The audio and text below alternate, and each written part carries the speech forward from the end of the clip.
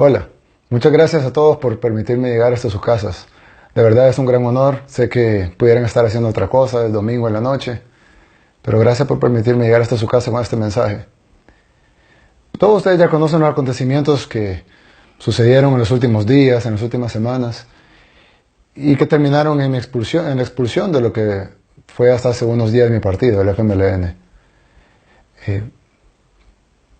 Muchos saben, casi todos saben de mi pertenencia en el FMLN, pero muy pocos saben por qué pertenecía al FMLN.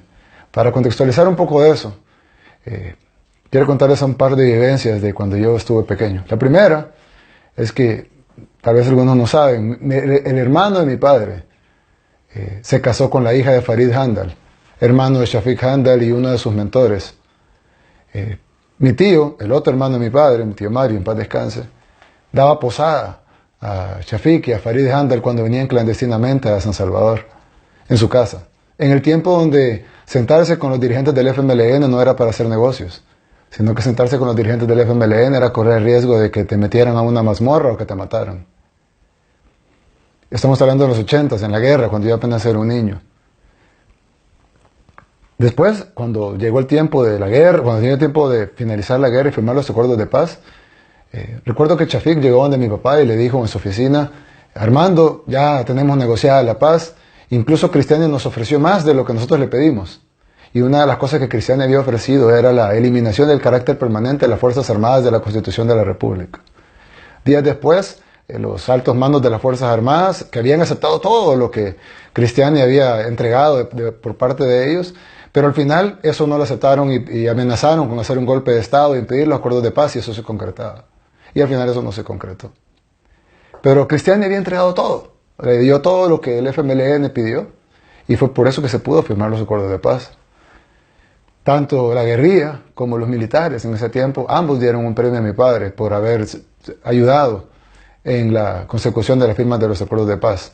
Y pues recuerdo una gran placa atrás del escritorio de mi padre que decía 1990-1991, año de la paz, al doctor Armando Bukele por haber sido uno de los garantes y una de las personas que nos ayudaron a lograr el establecimiento de la paz, aunque la paz formalmente se firmó hasta el 16 de enero de 92.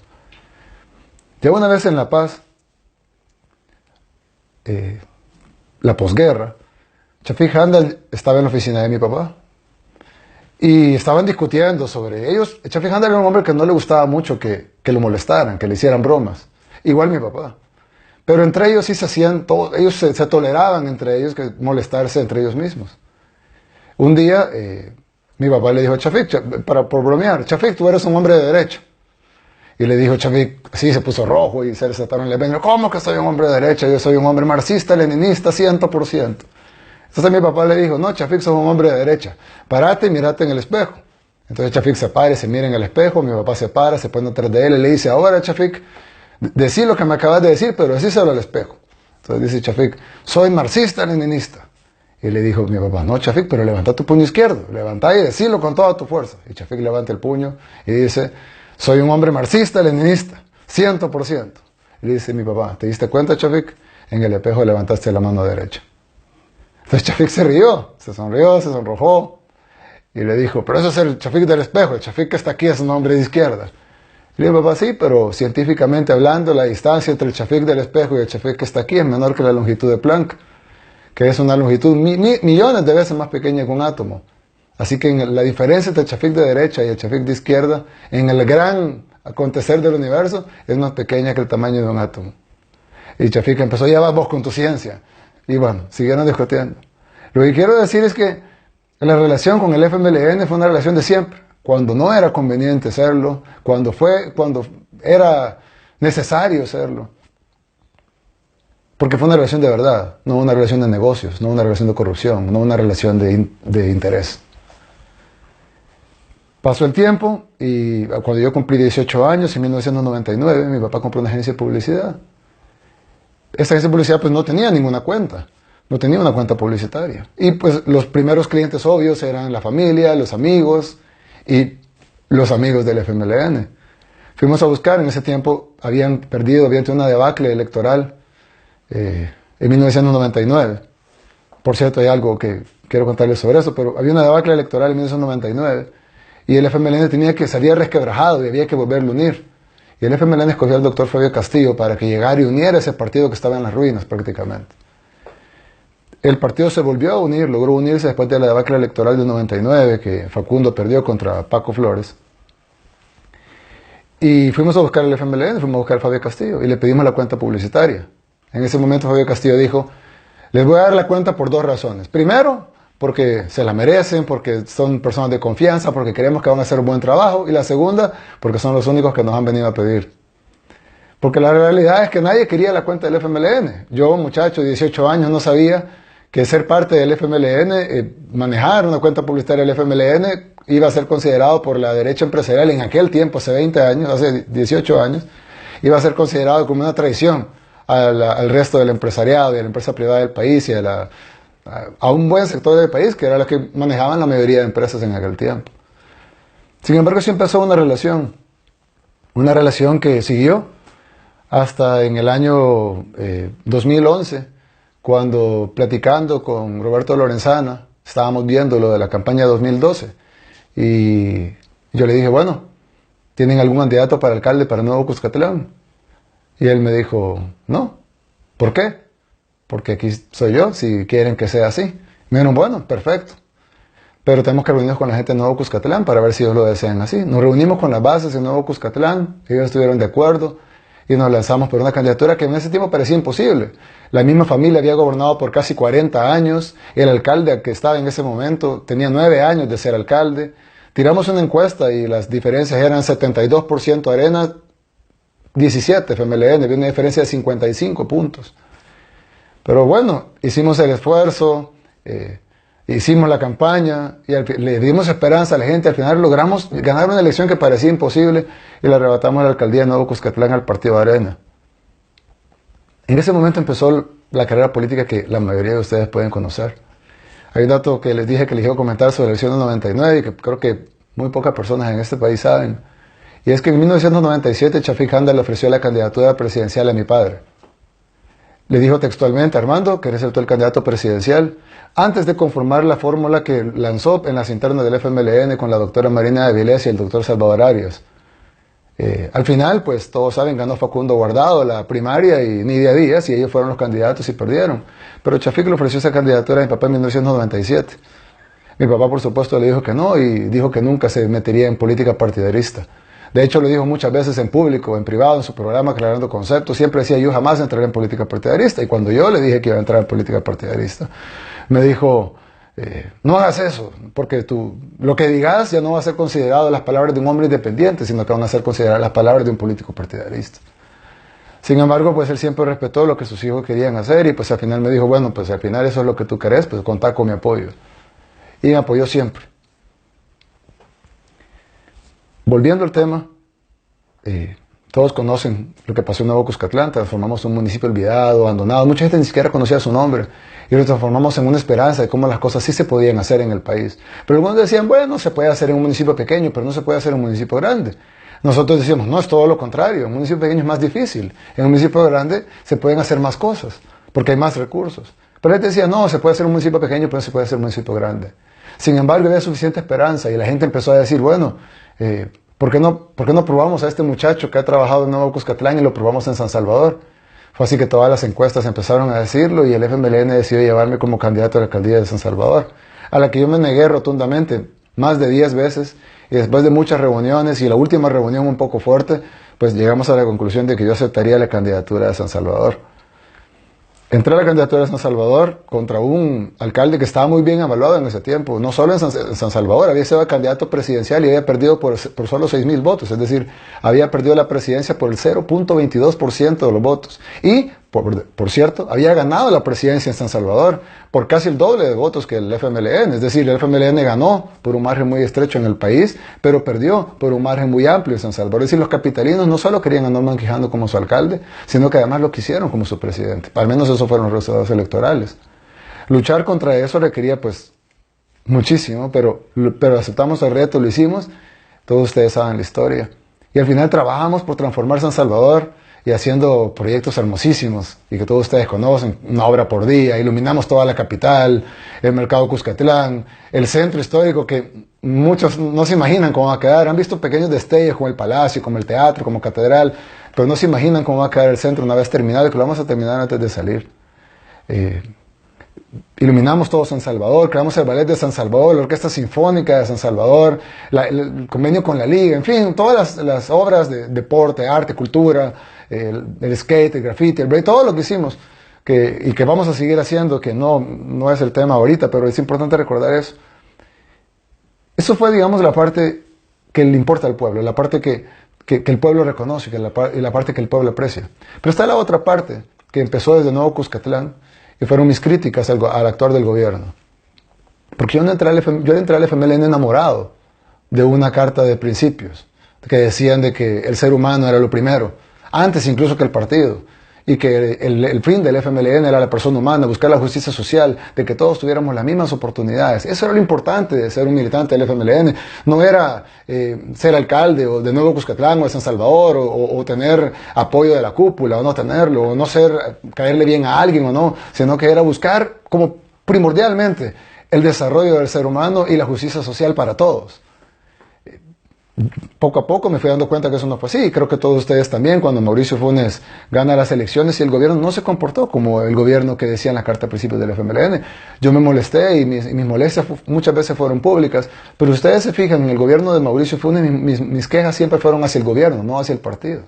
Porque dentro del partido donde yo hacía también en privado mis quejas, me decían, es que no gobernamos nosotros, gobierna Mauricio Funes. Nosotros solo co-gobernamos.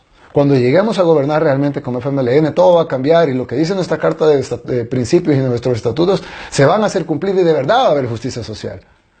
Entonces, viendo eso, pues dije yo, entremos inmediatamente, hagámosle, pasemos este gobierno de transición de Mauricio Funes y luchamos. Y yo mismo hice campaña, hay un spot incluso que hicimos, y contribuimos junto a más de 1.5 millones de salvadoreños que votaron para que El Salvador tuviera un gobierno, como decían ellos, de verdad del FMLN, poniendo un excomandante del FMLN dirigiendo el gobierno del país. Yo dije, hoy sí viene el cambio de verdad. Después empecé a ver que no solo no era lo mismo, sino que incluso era peor. Más impuestos para las clases medias, menos subsidios, más castigo para el pueblo, impuestos hasta en la telefonía, que no solo perjudica a las clases medias. Yo creo que todo el mundo en El Salvador tiene un celular, hay 11 millones de celulares y 6.5 millones de habitantes. Más impuestos, menos obras, el desmantelamiento de los programas sociales que se habían creado, los pocos y escasos programas sociales que se habían creado en el gobierno anterior. Entonces mis críticas ya dejaron de ser sobre el gobierno y empezaron a ser a la dirigencia del partido. Porque realmente nos dimos cuenta de que al final de cuentas el FMLN, la cúpula del FMLN se estaba convirtiendo en lo que siempre habían criticado, en una nueva oligarquía. En como yo lo llamé en algún momento, se están convirtiendo en Arena 2.0. Pero no la base, no la militancia. Las bases del FMLN, muchas de las bases del FMLN son gente linda que me apoyaron, que me siguen apoyando. Algunos ya tal vez no me apoyarán, pero en algún momento lo hicieron y quiero darles un gran agradecimiento de todo corazón y quiero decirles que no solo siempre los voy a llevar en el corazón a ustedes, sino que también voy a llevar en el corazón al FMLN del que me enamoré, a esa carta de principios de la que me enamoré, aunque no necesariamente a lo que se ha convertido el actual FMLN, que nada tiene que ver con el FMLN histórico de Chafik Handel, del Chafik Handel que se paró enfrente del espejo y levantó su puño y defendía sus ideales a pesar de que la ciencia de mi papá con la longitud de Planck le demostraba que la diferencia entre la izquierda y la derecha era muy poco. Pero ese FMLN ya no existe ahora. Pero es el FMLN que yo llevo en el corazón y es el FMLN que estoy seguro que muchos de ustedes llevan en el corazón. Y estoy seguro que muchos de otros no. Mis críticas se fueron haciendo más fuertes y al final de cuentas pues terminaron en lo que ustedes ya saben, mi expulsión del partido. Pero ningún tribunal de ética, ni 10 tribunales de ética, ni 200 juicios falsos van a poder quitarme ese enamoramiento de la carta de principios del FMLN de mi corazón y de mi mente. Pero ahora nos enfrentamos con una realidad, y es que el FMLN me expulsó, el partido FMLN me expulsó, el actual FMLN, la Arena 2.0 me expulsó.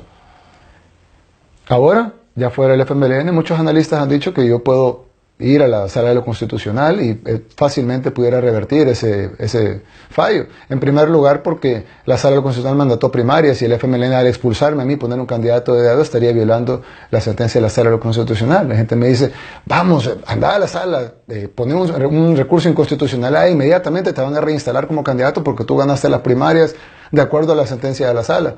Pero yo digo, yo quiero estar en el FMLN, pero quiero estar en el FMLN de antes. Y ese FMLN hoy por hoy no existe, porque ha sido secuestrado por una cúpula que no representa los intereses del pueblo.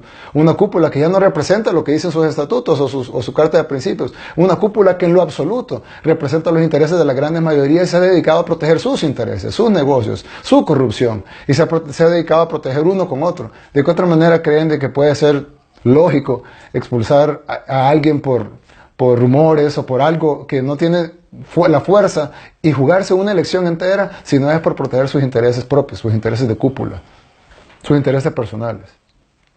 Y en vista de eso, en vista de esa decisión que el partido tomó, pues yo tenía tres caminos. Uno, pelearlo judicialmente, aunque probablemente pudiéramos ganarlo. La segunda es retirarme de la política. Retirarme de la política y pues saber que lo que se hizo, dejamos un legado bueno en Nuevo Cuscatlán, dejamos un legado bueno en El Salvador, pero hasta ahí acabó. Y la tercera es tratar de continuar de alguna manera en política. Y eso es lo que he decidido anunciarles hoy. He decidido, después de una larga reflexión con mi familia, con mi esposa, con mucha de la gente que quiero, con mucha de la gente que trabaja conmigo, con mucha gente de mi equipo, lanzar este día un movimiento para buscar la presidencia de la República en el año 2019.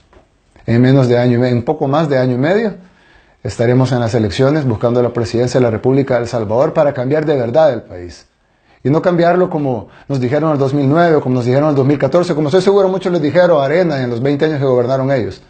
No, cambiarlo de verdad, cambiarlo junto al pueblo. Ahora, mucha gente dice, pero Nayib no tiene los recursos, Nayib no tiene la estructura, Nayib no tiene la estructura territorial o la capacidad para ganar una elección presidencial, y tiene razón. Una golondrina sola no hace verano, como lo dije hace unos días.